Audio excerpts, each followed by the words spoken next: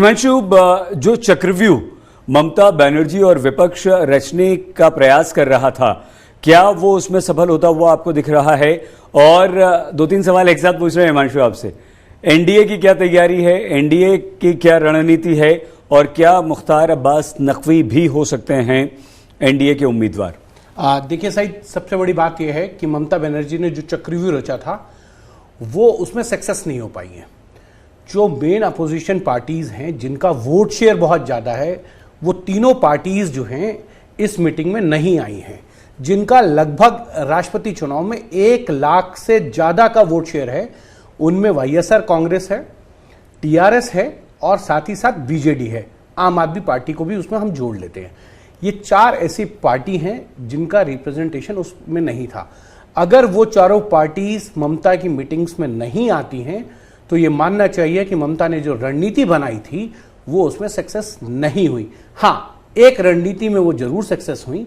उन्होंने ये दिल्ली आकर जरूर अपना दम दिखाया कि मेन अपोजिशन पार्टीज जो कांग्रेस है, अब वो अपोजिशन पार्टीज की आवाज नहीं हो सकता। और ये बात कई बार राज्यसभा में, लोकसभा के अंदर टीएमसी के जो संसदीय दल के नेता हैं, दोनों ही जगहों पे, चाहे डेरेक ओब्रायन ने कहा हो कि कांग्रेस हमारी बात नहीं कहेगी, हमको अपनी बात कहनी है, तो कहीं ना कहीं ममता बनर्जी ने अपोजिशन पार्टीज की बैठक बुलाकर कांग्रेस के लिए एक तरीके से कहा जाए कि एक बड़ी लाइन खींच दी है कि अब हम जो हैं वो मेन अपोजिशन पार्टीज की तरफ बढ़ रहे हैं। ये लड़ाई जो है वो 2024 को लेकर है। मुझे लगता है 22 की लड़ाई ममता बनर्जी भी जानती हैं कि उसमें उनको उतनी सक्सेस नहीं मिलेगी, लेकिन अपनी लीडरशिप को मनवाना अपोजिशन पार्टीज में, ये शायद ममता इसमें कामयाब होती नजर आए। दूसरा सवाल आपने कहा कि राष्ट्रपति के लिए एनडीए क्या सोच रहा है। मुझे लगता है सईद कि एनडीए जो सोच रहा है वो कहीं ना कहीं 2022 के बाद, मतलब इस 22 के अंत में गुजरात हिमाचल के चुनाव हैं, उसके बाद त्रिपुरा के चुनाव हैं, कर्नाटक के चुनाव हैं, तेलंगाना, दिल्ली, माफ कीजिएगा दिल्ली, राजस्थान, मध्य प्रदेश, छत्तीसगढ़ के चुनाव हैं, फिर लोकसभा। उनमें कौन सा वोट बैंक, किस जाति के, किस समीकरण को देखते हुए वो अगर राष्ट्रपति बनाएंगे, उसका फायदा कहां मिल सकता है।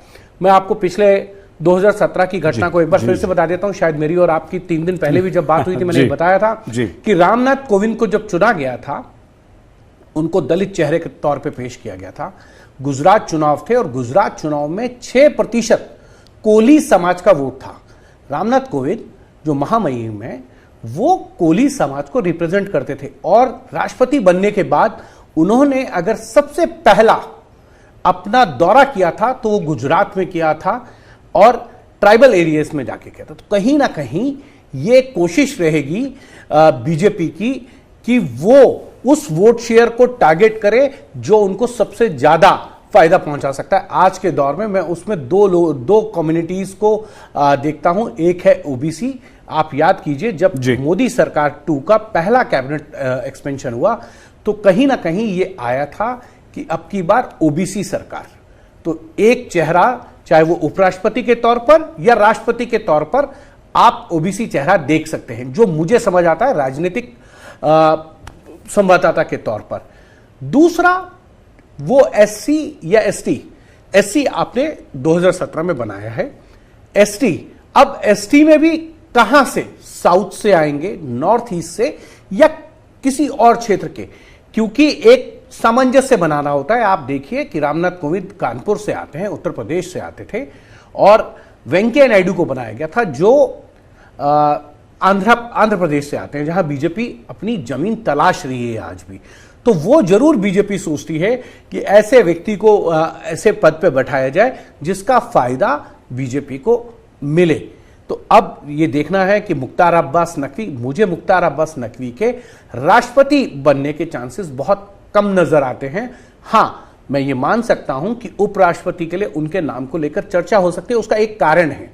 उसके अलावा मुझे बहुत कुछ नजर नहीं आता है। बताइए। वो है नुपुर शर्मा का जो इंसिडेंट हुआ, जिस तरीके का उन्होंने विवादास्पद बयान दिया है, और गल्फ कंट्रीज के अंदर भारत विरोध की जिस तरीके से ये कहें कि लगातार बयान आए हैं, उसको कहीं ना कहीं ठीक करने के लिए या रफू करने के लिए मुख्तार अब्बास नकवी को उपराष्ट्रपति बनाया जा सकता है। लेकिन इन दोनों पदों पर जो भी व्यक्ति बीजेपी की तरफ से नाम प्रपोज किया जाएगा, राष्ट्रपति पद का या उपराष्ट्रपति पद का उम्मीदवार होगा, वो हार्डकोर बीजेपी बैकग्राउंड का होगा। वो ये नहीं हो सकता है कि कोई पिछले 5 साल 10 साल में आए हुए व्यक्ति को इतने बड़े पद पे बैठा दे, क्योंकि उसके लिए संघ तैयार नहीं होता है। और संघ बहुत बैटिंग करता है, बैटिंग भी करता है, सजेशंस देता है। मैं बैटिंग शब्द का प्रयोग कर रहा हूं। बहुत से सजेशंस देता है और कहीं ना कहीं संघ की एक बहुत बड़ी भूमिका होती है, क्योंकि वो जमीनी फीडबैक जो है वो पार्टी और सरकार को देता है। तो उसमें कहीं ना कहीं ये देखना होगा कि आरएसएस का फीडबैक क्या है, वो बहुत मैटर करेगा इन दोनों उम्मीदवारों के लिए।